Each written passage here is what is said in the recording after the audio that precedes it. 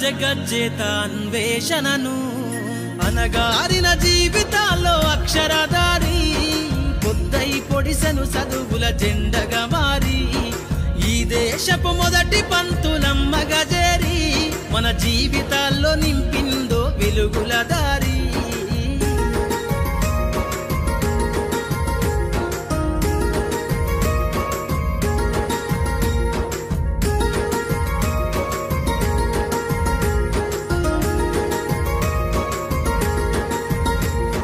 శ్వాసగా మార్చాలిర చదువమ్మ దారనందనంత ఎత్తుకు ఎక్కించరా మన జీవితాలను